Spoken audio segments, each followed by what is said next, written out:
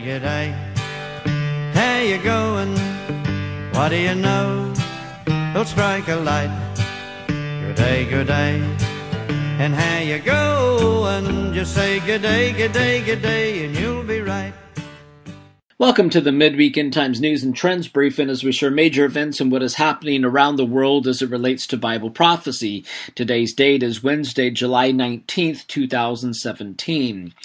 Couple news items that have popped up over the last couple days, and this one's going to be kind of a shorter episode due to time constraints and due to some struggling with breathing.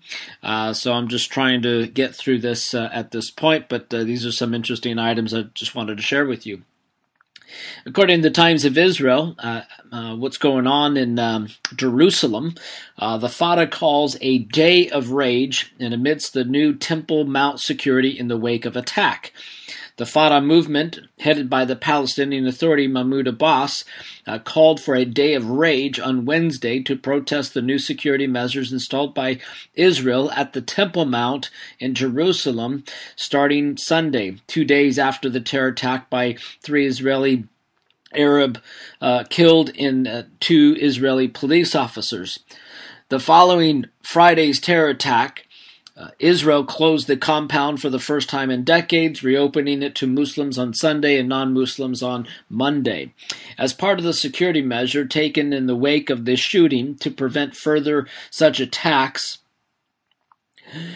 the police installed metal detectors at the entrance to the site, which police there in Jerusalem commissioner said were necessary to reopen. Friday's gunmen, residents of northern city of Israel, emerged armed from the compound and opened fire on the police officers stationed outside. The Fatah on Monday called for marches in the West Bank toward Israel checkpoints to protest the new measures, announced on Friday prayers when many worshippers would go to the Temple Mount and conduct in public squares.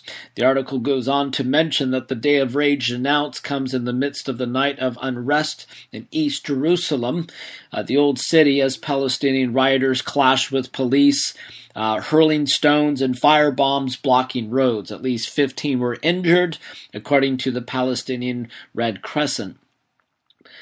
Police officers called the Lion's Gate in the Old City to disperse protesters, blocking a road where attacks with rocks and other objects.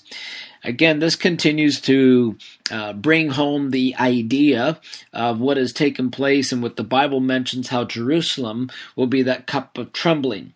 It's incidents like this that continues to add to the tensions and the unrest there in Jerusalem. Another news report in dealing with Israel out of the Jerusalem Post talks about how Israel may need to take out Iranian base in Syria. Israel may need to take out the actions to prevent Iran or from Hezbollah in setting up permanent bases in Syria, former National Security Council head of Yaakov Amador said on Monday. Amador's comment came after the Prime Minister Benjamin Netanyahu told journalists in Paris that Israel, opposed to the Syrian ceasefire brokered recently by the U.S. and Syria because it perpetrates Iran's military presence in the country. If Israel's interests are not taken into account by determining what the future arrangements will be in Syria, the Americans, Russia, and others might be leading the Israeli Defense Force to intervene and destroy attempts to build permanent or Iranian infrastructures in Syria. So this is to protect the nation of Israel. We see what has taken place there in Syria, how Iran is trying to set up these things so that they can eventually attack Israel, as Ezekiel 38 mentions and talks about. Also on another report out of the Jerusalem Post, Netanyahu says Israel won't tolerate Iranian bases in Lebanon and Syria. So he said this on Sunday, that Israel opposes U.S.-Russian brokered ceasefire in Syria because it perpetrates Iran's military presence in the country. A senior official said that Iran wants to establish air, land, and sea bases in Lebanon, something Jerusalem cannot tolerate.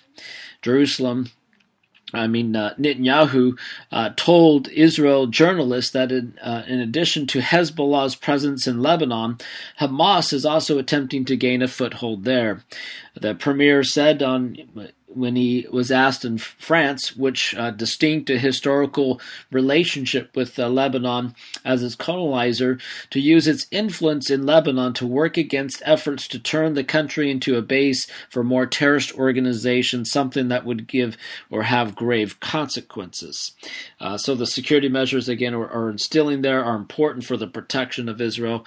But this is one of those tensions that are going to continue to mount within the Middle East, from the Ezekiel 38 war eventually, but also the Psalm 83, these countries that will eventually try to attack and invade Israel. Onto a separate item to consider, which was interesting to see this push even more in recent days for a cashless society and the control of kind of the global government, just as, again, vaccines are becoming mandatory without exceptions. The RFID chips are headed in that particular direction as well, where you're not going to be able to buy or sell or hold a job or do all these other things. This will be eventually mandatory requirement at some point, but you can see the push there for that. But there was an article that popped up at a couple different news sites, but this one came out of the actual Visa website, where the credit card company Visa said it will be giving money to restaurants that go cashless. And so it was an interesting, what they called the Visa Cashless Challenge. So they're really pushing this thing really hard. So they're encouraging businesses to go cashless. And one of the ways the company plans on trying to do this is try to reward companies like this, especially restaurants. Restaurants are one of those few businesses that a lot of people pay in cash, but more and more people are paying by their card, their credit card or bank card or whatever.